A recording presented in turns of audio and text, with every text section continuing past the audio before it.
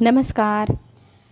ठरलं तर मग ह्या मालिकेच्या आजच्या भागामध्ये आपण पाहत आहोत. इथे कोर्टामध्ये नागराजला हजर केलं जातं आणि अर्जुन मग आता स्वतःची बाजू मांडू लागतो. आणि बाजू मांडता मांडता पुन्हा एकदा सगळी हकीकत आता अर्जुन सगळ्यांसमोर सांगतो. आता एकच गोष्ट ती म्हणजे महिपतने कबुली द्यावी, त्याच्यासाठी महिपतला तो संधी देतो. आता इथे महिपत काही बोलणार नाही याची पूर्ण गॅरंटी नागराज आणि प्रियाला होती. आणि नागराज महिपतकडे पाहत असतो. महिपतही सांगायला तयार नसतो आणि नाव घ्यायला तर अजिबातच तयार नसतो.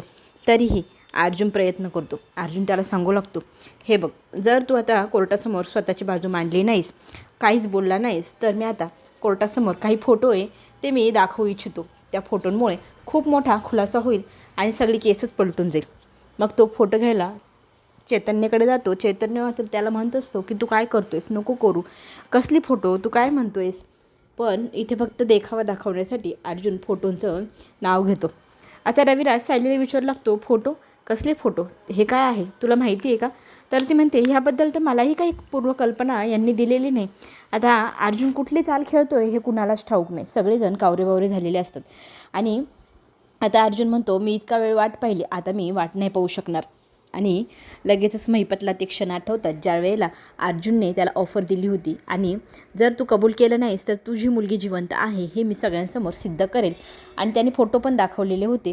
तेच हे फोटो हे महिपतला समजलेलं असतं. महिपत विचारत असतो. आता इथे 2 पावलं पुढे सरकत सरकत अर्जुन बोलत बोलत चाललेला असतो. आणि महिपत त्याच वेळेला ओरडून उठतो, थांबा, मीच हे सगळं केलं, मी कबुली करतो की मीच हे सगळं प्रकरण केलं आहे. मीच त्या रविराजच्या कुटुंबाला मारण्यासाठी सगळ्यांना सुपारी दिली होती. इथे लगेच अर्जुन म्हणू लागतो, तुझा आणि त्याचा काहीही संबंध नाही, साधी ओळखही नाही, तर तू त्याला मारशीलच का, ना तुमची दुश्मनी, खरं बोल. तर इथे तो आता सगळ्यांसमोर खरं खरं बोलणार.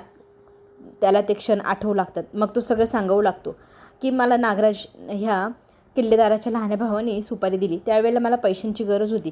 ती पैशांची गरज त्याने माझी पूर्ण केली. आणि त्याने सांगितल्याप्रमाणे अर्जुन सुभेदारच्या वाढदिवसाच्या दिवशी ते 3 जणं गाडीत एकांतात असतील.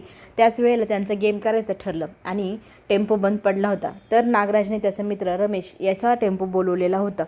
आणि त्याच टेम्पोने मग आम्ही पुढे हा काही प्लॅन केला. आणि त्यानुसार रविराजच्या कुटुंबाला त्याच्या सकट मारण्याचा जो काही प्लॅन केला तो नागराजच्या सांगण्यावरून. तर नागराजचे वकील पुढे येऊ लागतात आणि म्हणू लागतात की आजकाल मला असं वाटायला लागलं आहे की अर्जुन पहिल्यांदाच ही केस लढतो आहे आणि तो जबरदस्ती समोरच्याकडनं त्याला जे हवं आहे ना ते वधवून घेत आहे.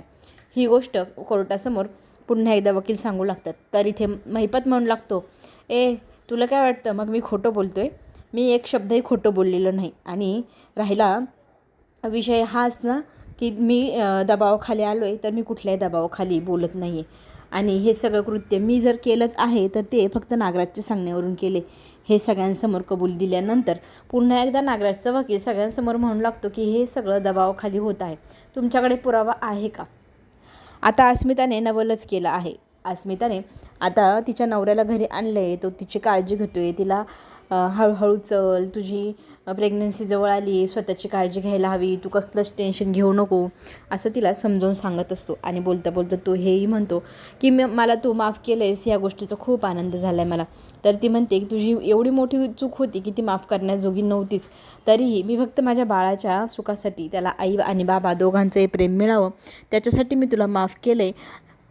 आणि ही सगळी गोष्ट बोलताना तो तिची पुन्हा एकदा आभार मानतो. खरंच तुझं खूप मोठं मन आहे, तू मला माफ केलं आणि मला एक संधी दिली आहेस. तर इथे अस्मिता इमोशनल होते. नवऱ्याचं प्रेम आपल्या मुलालाही मिळायला हवं ह्या गोष्टीमुळेच तर तिने माफ केलं आहे, तिने मोठं मन दाखवलं आहे. त्या गोष्टीचा खरंच खूप आनंद झालेला असतो इथे सचिनला. आणि कोर्टामध्ये आता इथे विषय ज्या वेळेला निघतो ना की तुमच्याकडे पुरावा आहे का. आता अर्जुन स्वतःच्या खिशामध्ये हात घालून एक मोबाईल बाहेर काढतो. तो मोबाईल असतो महिपतचा. आता इथे नागराजने ज्या वेळेला महिपतला किडनॅप केलं होतं त्याचा मोबाईल हिरावून घेतलेला होता. तो मोबाईल माझ्या हाती लागला.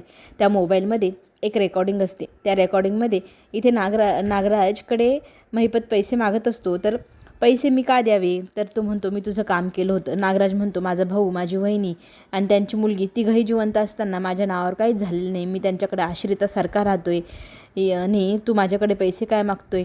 हे सगळं बोलणं रेकॉर्ड झाले आणि ते सगळं रेकॉर्डिंग इथे अर्जुनने ऐकवलेलं असतं कोर्टामध्ये आणि त्याने कोर्टाला सगळे पुरावे दिलेले असतात की हे सगळे फॉरेन्सिक लॅबमध्ये चेक केले, हा त्याचाच आवाज आहे.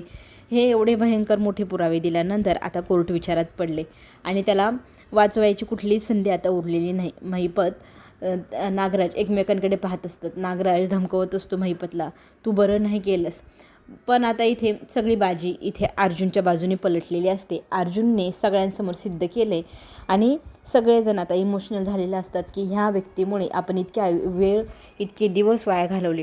आणि नागराजने स्वतःच्या बायकोलाही किडनॅप केलं होतं, महिपत शेजारीच बांधून ठेवलेलं होतं का तर तिला सगळं सत्य समजलं होतं. तिला मानसिक रुग्ण असं ठरवून त्यांनी तिलाही वेड्यात काढलेलं होतं. हे सगळं काही सिद्ध झाल्यानंतर कोर्ट आता थोडा वेळ घेतं आणि मग कोर्टाने आता निर्णय त्यांचा सुनावलेला असतो की आत्तापर्यंतचे सगळे पुराव्यांचा जो काही आढावा आहे तो एक बघता आपण ह्या गोष्टीचा निकाल काय लावणार तर ते आपल्याला पुढे पाहायला मिळणार. कल्पना टेन्शनमध्ये असते. ह्या अस्मिताचं काय करावं हे तिला कळेना. अस्मिताने घेतलेला निर्णय फार चुकीचा आहे. माझी मुलगी सुशिक्षित असून असे निर्णय का घेते आहे? अस्मिताने सचिनला घरी आणून सगळ्यात मोठी चूक केली आहे असं सतत तिला वाटत आहे. त्या गोष्टीचं टेन्शन तिने घेतलेलं असतं.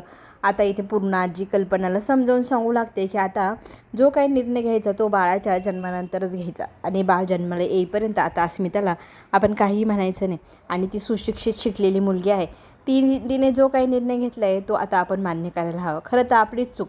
आपणच मुलींना लहानपणापासून त्यांच्या मनावर बिंबवतो की कुटुंब एक साथ ठेवायला हवं, काही गोष्टी आपण चुका पोटात घ्यायला हव्या. त्यांनाच आपण लहानपणापासून हे सांगत असतो की नवरा बायकोचं नातं तुटू नये म्हणून आपण सतत माघार घ्यावी, थोडंसं नमतं घ्यावं. ह्या सगळ्या गोष्टी शिकवता आपण त्यांना खंबीर राहा, स्वतःच्या पायावर उभी राहा असं शिकवणंच विसरून जातो. इथे मात्र आता कोर्टामध्ये अर्जुनने छान प्रकारे केस आता लढलेली आहे. तर कोर्टाने निर्णय दिलेला आहे की हे जे काही प्रकरण आहे ते नागराजने केले तर त्याला जन्मठेपेची शिक्षा सुनावण्यात येत आहे असं म्हटल्यानंतर सगळ्या कोर्टामध्ये सगळ्यांच्या चेहऱ्यावरती एक अशी अनामिक स्माईल येते. आणि इतके वर्ष आपण दुःखात काढले ह्या गोष्टीचा खंत रविराज आणि प्रतिमाला वाटत असते की आपल्या आयुष्यातले कितीतरी दिवस आपण एकमेकांपासून दूर राहिलं, इतकं दुःख सहन केलं, आज त्या गोष्टीला न्याय मिळाला आहे. ह्या गोष्टीने खरंच खूप आनंद प्रत्येकाला झालेला असतो. ह्या विजयामुळे प्रत्येकजण खुश असतं आणि कुणाला विश्वासच बसत नसतं की हे सगळं घडलं आहे. आता नागराजला त्याच्या कर्मांची शिक्षा मिळालेली आहे आणि नागराज मात्र मोठी मोठी डोळे करून अर्जुनकडे पाहत असतो. अर्जुन मत सगळ्या कोर्टासमोर सांगू लागतो की हा माणूस खूपच मोठा असा निर्लज्ज माणूस आहे. याच्यासारखा अमानुष माणूस कुठे सापडणार नाही. त्याने स्वतःच्या भावाला मारण्याचा प्रयत्न केला, बायकोलाही मारण्याचा प्रयत्न केला. त्याला कुणाची दयामाया आली नाही. याला पैसा सोडून काही दिसत नाही. आणि आता बघता बघता सगळेजण बाहेर आलेले असतात. सगळ्यांना आनंदाचा खरं तर एक प्रकारे दुःख पण झाले आणि एक प्रकारे आनंद पण झाला. इतक्या वर्षानं का होईना ह्या गोष्टीला न्याय मिळाला आणि ह्या गोष्टीची खंत की आपला सक्का भाऊ आपल्याला हे सगळं करतोय आणि त्याला आता कायम जन्मठेप मिळाल्यामुळे जेलमध्येच राहणार ही खंत पण रविराजला वाटत असते. पण झालं गेलं. आता आपला शेवट गोड झाला. या गोष्टीचा आनंद सगळेजण व्यक्त करत असतानाच तिथून नागराजला घेऊन जात असतात. नागराज बायकोकडे मोठे डोळे करून पाहू लागतो. अर्जुनला म्हणू लागतो की तू जे काही केलंयस ते बरं नाही केलंस, मी हायकोर्टात जाईल, मी स्वतःला या सगळ्यातनं सोडवूनच राहील. तर अर्जुन म्हणतो तू काहीही कर, कुठेही जा, तुला मी कधीच जेलच्या बाहेर येऊ देणार नाही, पाहतच राहा. प्रिया नागराजला भेटायला जाते आणि नागराज म्हणू लागतो आता मी महिपतला जेलमध्ये मारणार आणि तुलाही सोडणार नाही, तुझाही जीव मी घेणार म्हणजे घेणार. तर प्रिया म्हणते मी काय केलं तर तो मोबाईल तुझ्यामुळेच तिकडे पोचला आहे, त्याच्यामुळेच एवढे मोठे पुरावे त्यांना मिळाले, तू यातनं सुटणार नाही. घरी आल्यानंतर अर्जुन आनंदात असतो. सगळेजण आनंद व्यक्त करत असताना डोळ्यासमोर त्यांना अस्मिता आणि सचिन दिसतो. तर सचिनच्या बाजूने बोलत अस्मिता म्हणते हा माझा नवरा आहे आणि मी निर्णय घेतला आहे स्वतः, मी त्याच्यासोबत आयुष्य घालवणार, त्याच्यासोबतच राहणार, त्याच्यामुळे कोणी काहीच बोललं नाही. आणि रूममध्ये गेल्यानंतर फोटो म्हणजे कुठल्या फोटोंबद्दल तुम्ही बोलत होतात असा प्रश्न सायलीने अर्जुनला विचारलेला असतो. अर्जुन आता सायलीला सांगू शकेल का साक्षी जिवंत आहे ह्या बेसवरतीच ना महिपतने खरं सांगितले. साक्षी जिवंत असल्याचा धक्का इथं सायलीला लागणार. अर्जुन आणि सायली मध्ये मोठा वाद निर्माण होणार. त्या दोघांमध्ये ह्या वादामुळे काय वादळ येतं ते आपण पाहू.